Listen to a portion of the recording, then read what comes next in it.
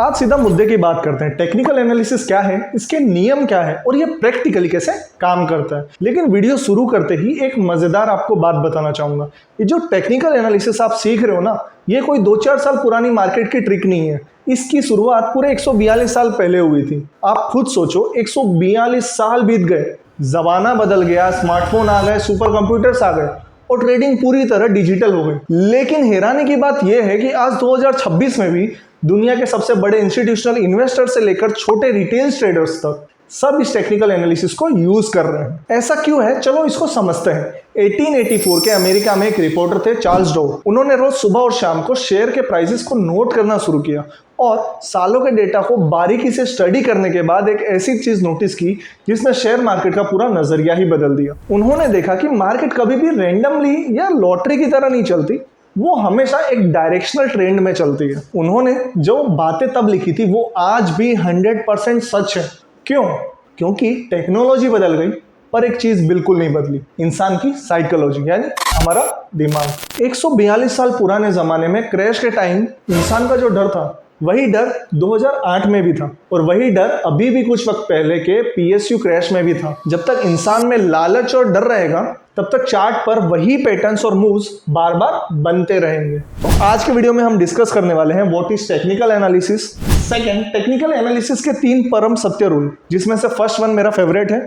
Third, fundamental versus technical analysis, इन दोनों में क्या डिफरेंस है और ये दोनों क्यों जरूरी है अगर आप टेक्निकल एनालिसिस भी करते हो तो वो भी हम आगे वीडियो में समझेंगे। फोर्थ, टेक्निकल एनालिसिस के 3 मेन पिलर्स। फिफ्थ, अगर आप बिगिनर हो तो आपके लिए पूरा एक्शन प्लान बनाया है मैंने, जो आपको शुरुआती दौर में बहुत ज्यादा हेल्प करने वाला है। आपको ज्यादा यहाँ वहां भटकने की जरूरत नहीं है। तो सबसे पहले हम डिस्कस करते हैं what is technical analysis. Past price और वॉल्यूम का डेटा देखकर फ्यूचर में प्राइस कहाँ जा सकती है उसकी प्रोबेबिलिटी यानी संभावना निकालना ही टेक्निकल एनालिसिस है। याद रखना, ये प्रोबेबिलिटी बताता है, गारंटी नहीं कि पास्ट में जो प्राइसेस मूवमेंट कर रहे हैं उसी के हिसाब से सेम प्राइस मूवमेंट फ्यूचर में भी करेंगे। उसे टेक्निकल एनालिसिस कहते हैं। समझ गए? अब आते हैं सेकंड टॉपिक के ऊपर, टेक्निकल एनालिसिस के 3 परम सत्य रूल्स। देखो दोस्तों, टेक्निकल एनालिसिस है ना, कभी तुक्के पर नहीं चलता बल्कि मार्केट के 3 सबसे आसान और पक्के नियमों पर चलता है। फर्स्ट रूल है मार्केट डिस्काउंट्स एवरीथिंग। भाव भगवान छे, मीन्स प्राइस ही सब कुछ है। दुनिया में जो कुछ भी हो रहा है, किसी कंपनी का अच्छा रिजल्ट, RBI का कोई फैसला या देश में कोई बड़ी बड़ी न्यूज, वो सब कुछ ऑलरेडी शेयर के प्राइस के अंदर शामिल हो चुका है। हम रिटेल इन्वेस्टर्स क्या करते हैं, हम सुबह टीवी पर न्यूज देखते हैं और सोचते हैं कि आहा आज तो बढ़िया न्यूज आई है, अभी बाय करता हूँ। लेकिन एक सच बात बताऊं भाई, कोई भी बड़ी न्यूज जब तक आप तक और मुझ तक पहुंचती है ना, तब तक बड़े बड़े इन्वेस्टर्स उस न्यूज को देखकर करोड़ों के शेयर्स खरीद या बेच चुके होते हैं। क्यों बेच चुके होते हैं? क्योंकि तब तक वो शेयर ऑलरेडी चांद पर पहुंच चुका होता है जब तक अपने पास न्यूज आती है कि यार कंपनी का रिजल्ट अच्छा है, कंपनी का मर्जर हुआ या फलाना फलाना।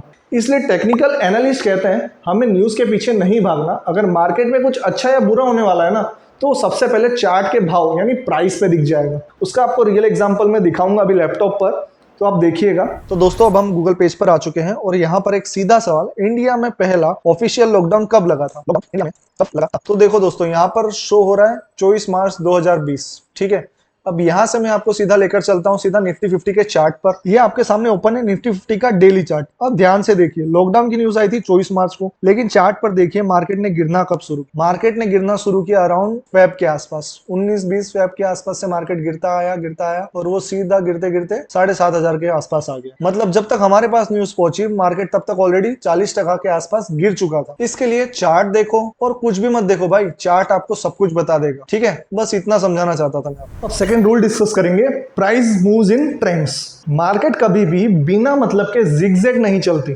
वो हमेशा एक डायरेक्शन यानी एक ट्रेंड पकड़ती है। और मार्केट में सिर्फ 3 तरह के ही ट्रेंड होते हैं।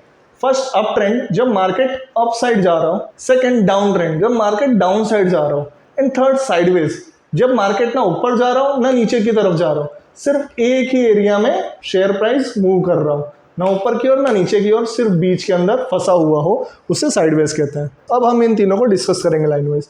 तो सबसे पहले हम डिस्कस करेंगे अप ट्रेंड यानी तेजी का मार्केट। देखो दोस्तों, मार्केट ना कभी भी एक लाइन में सीधा ऐसे ऊपर नहीं जाएगा, वो जिगजैग करता हुआ ही ऊपर जाएगा। मींस कि थोड़ा ऊपर गया, फिर थोड़ा नीचे, फिर थोड़ा ऊपर, फिर थोड़ा नीचे, ऐसे करके मार्केट ऊपर जाता है। इस टाइम पे आपको सिर्फ बाय करना होता है, बट सीधा बाय नहीं करना, और भी टर्म्स और कंडीशंस होती है उसमें, जो मैं आपको आने वाली वीडियोस में बताऊंगा। तो चलिए अभी अप ट्रेंड को और भी आसान तरीके से समझते हैं और चलते हैं स्क्रीन की ओर। तो दोस्तों अब हम आ चुके हैं अपने लैपटॉप स्क्रीन की ओर, जहां पर हम बात करेंगे अप ट्रेंड के बारे में कि एक्चुअली अप ट्रेंड दिखता कैसा है और हमें कैसे पता चलेगा कि मार्केट अप ट्रेंड में। और दूसरी एक इंपॉर्टेंट बात, जब भी आप चार्ट रीड करो मार्केट में, हमेशा लेफ्ट साइड से राइट साइड की ओर रीड करना है, लेफ्ट साइड से राइट साइड की स्क्रीन की ओर देखना हमेशा, ठीक है, लेफ्ट से राइट, ये हमेशा आप याद रखिएगा।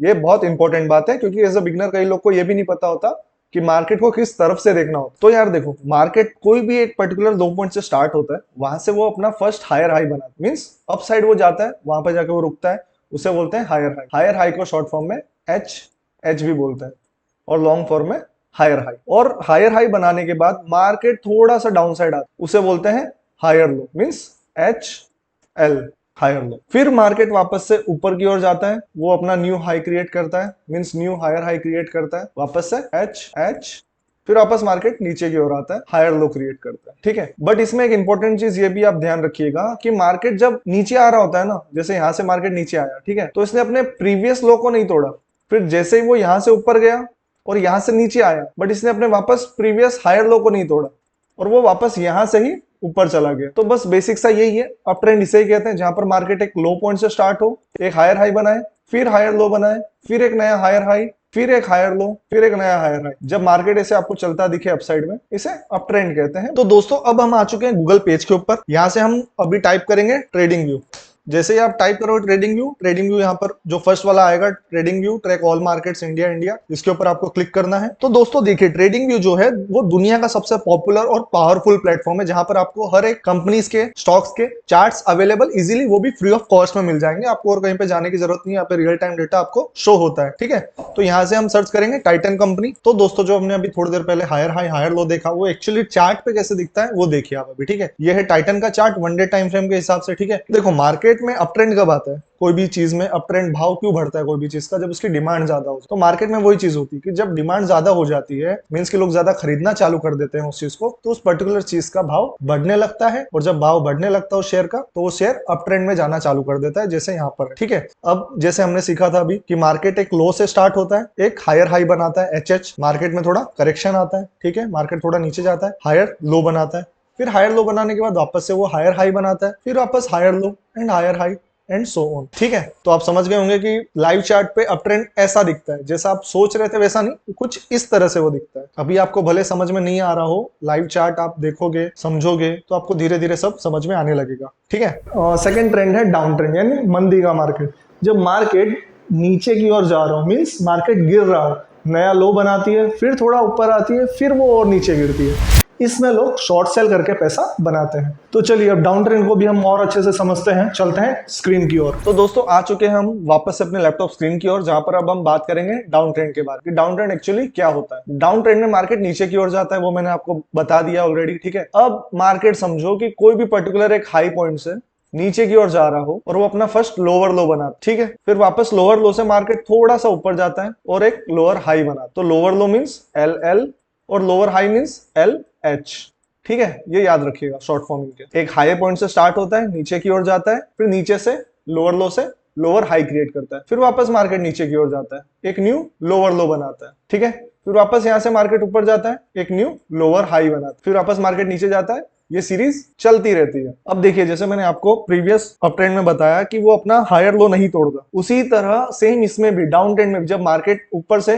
नीचे गिरता है, फिर ऊपर जाता है, फिर जब नीचे गिरता है, फिर जब वो ऊपर जाता है, तो वो अपना लोअर हाई नहीं तोड़ता। इसमें भी लोअर हाई वो नहीं तोड़ता, उससे पहले ही वो मार्केट नीचे आ जाता है, न्यू लोअर लो बना देता है। तो जब मार्केट एक हाई पॉइंट से नीचे की ओर आए, लोअर लो बनाए, फिर एक लोअर हाई बनाए, फिर वो नीचे आके न्यू लोअर लो बनाए, फिर एक लोअर हाई बनाए, फिर वो एक लोअर लो बनाए, फिर एक लोअर हाई बनाए, ये सीरीज जब कंटिन्यू चलती रहेगी, इसे हम कहते हैं डाउन ट्रेंड। अब बात करते हैं डाउन ट्रेंड के बारे में, जो हमने अभी पीछे सीखा कि पहले एक हाई क्रिएट होता है, हाई से मार्केट एक लोअर लो बना, फिर लोअर हाई, फिर लोअर लो, फिर लोअर हाई, फिर लोअर लो, फिर लोअर हाई, फिर लोअर लो। इस तरह मार्केट कंटिन्यूटी करता है डाउन ट्रेंड में। और डाउन ट्रेंड कब आता है, उसके पीछे की साइकोलॉजी क्या है कि जब मार्केट में लोग उस पर्टिकुलर शेयर को बेचना चालू कर देते हैं तो उस मार्केट में मंदी आ जाती है और प्राइस कम होने लगता है धीरे धीरे। ठीक है। थर्ड है साइडवेज, मींस कंसोलिडेशन या एक्यूमुलेशन बोल सकते हो आप इसे। जब मार्केट ना ऊपर जा रहा हो ना नीचे जा रहा हो, बल्कि एक बॉक्स के अंदर ही फंसा हो। चलते हैं स्क्रीन की ओर। तो दोस्तों आ चुके हैं हम अपने लैपटॉप स्क्रीन की ओर, जहां पर अब हम बात करेंगे साइडवेज मार्केट के बारे में। तो देखो दोस्तों, यहाँ पर मार्केट डाउन ट्रेंड में चला पहले, ठीक है।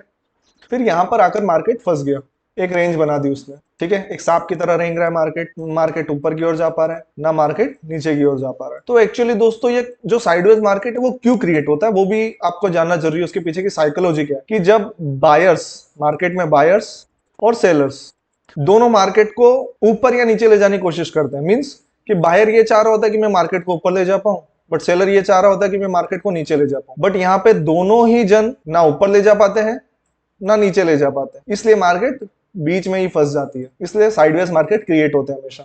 ठीक है। न्यूटन का एक नियम तो याद होगा आपको, जो चीज चल रही है वो चलती रहेगी जब तक उसे कोई एक्सटर्नल फोर्स आके रोक ना दे। मार्केट भी यही करता है। अगर मार्केट अप ट्रेंड में चल रहा है तो वो ऊपर ही जाता रहेगा जब तक कोई बहुत बड़ा कारण उसे ना रोक दे नीचे आने के लिए। थर्ड रूल है हिस्ट्री रिपीट्स इटसेल्फ। लोग सोचते हैं कि ये शेयर मार्केट में हर बार कुछ नया होता है, लेकिन सच ये है दोस्तों कि मार्केट में हजारों कंपनीज बदल जाएगी, नए नए सेक्टर्स आ जाएंगे, पर रिटेल इन्वेस्टर का एक बिहेवियर कभी नहीं बदलता। वो है FOMO, fear of missing out, यानी पीछे छूट जाने का डर। जब कोई स्टॉक 10% ऊपर भाग रहा होता है ना, तो रिटेल इन्वेस्टर दिमाग में लालच लाता है कि भाई सब पैसा बना रहे हैं, मैं क्यों छूट रहा हूँ। और वो इन्वेस्टर को बिल्कुल टॉप पर जाकर उस स्टॉक को खरीद लेता है और वहीं से मार्केट उसे ट्रैप करके नीचे गिर जाता है। जैसे अभी कुछ वक्त पहले रेलवे और पीएसयू स्टॉक्स में हुआ था। रोज स्टॉक्स 10-10% भाग रहे थे। रिटेल इन्वेस्टर्स ने बिल्कुल टॉप पर पैसा लगाया, मार्केट ने ठीक वहीं से उन्हें ट्रैप किया और स्टॉक्स 40% तक टूट गए। ये कोई पहली बार नहीं हुआ है। हर कुछ साल में अलग स्टॉक्स में एग्जैक्ट यही कहानी रिपीट होती है, क्योंकि जमाना बदलता है पर इंसान का लालच सेम रहता है। टेक्निकल एनालिसिस इसी को कहते हैं हिस्ट्री का रिपीट होना। अगर हम पुराना डेटा को देखकर ये समझ जाएं कि रिटेल पब्लिक कहां पर अंधाधुंध लालच कर रही है, तो हम उस जाल में फंसने से पहले ही बच सकते हैं। तो चलते हैं अब अपने थर्ड स्टेप की ओर, फंडामेंटल वर्सेस टेक्निकल एनालिसिस। अब एक बड़ा सवाल है, फंडामेंटल एनालिसिस अच्छा है या टेक्निकल एनालिसिस? देखो दोस्तों, ये सवाल ही गलत है, दोनों का रोल अलग होता है। तो चलिए एक एग्जांपल से समझते हैं। तो वो जो डॉक्टर है वो फीमेल है, वो फंडामेंटल एनालिस्ट है। वो आपका पूरा बैकग्राउंड चेक करेगी, डाइट कैसी है, लाइफस्टाइल कैसी है, शुगर बीपी का फैमिली हिस्ट्री तो नहीं कहीं, ये बताता है आपकी लॉन्ग टर्म हेल्थ। और अब आप सेकंड डॉक्टर के पास गए जो मेल डॉक्टर है, वो टेक्निकल एनालिस्ट है, उसको टेक्निकल एनालिस्ट समझिए। ये है इमरजेंसी रूम का डॉक्टर। वो देखेगा कि अभी इस मोमेंट पर फीवर कितना है आपको, हार्ट रेट बराबर है, ऑक्सीजन लेवल ठीक है या नहीं। अगर आप फंडामेंटली बिल्कुल फिट हो लेकिन अभी आपको 104 डिग्री फीवर है, तो आप हॉस्पिटल जाओगे ना? सही बात है, जाओगे। मार्केट में भी यही होता है। कंपनी कितनी भी अच्छी हो, अगर उसका चार्ट अभी गिर रहा है, डाउन ट्रेंड में है, तो वहाँ एंट्री लेना गलत टाइमिंग है। फंडामेंटल एनालिसिस आपको बताता है कि क्या खरीदना है, टेक्निकल एनालिसिस आपको बताता है कि कब खरीदना है, सही टाइम कब है। जब ये दोनों मिल जाते हैं तब बनता है मैक्सिमम रिटर्न। अगर आपको नहीं पता कि फंडामेंटल एनालिसिस क्या होता है, कैसे काम करता है, उसके क्या क्या फायदे हैं, उसके लिए मैंने एक डेडिकेटेड वीडियो बना रखी है, जाकर जरूर चेक करिए। लिंक डिस्क्रिप्शन में है और आई बटन पर भी आपको मिल जाएगी।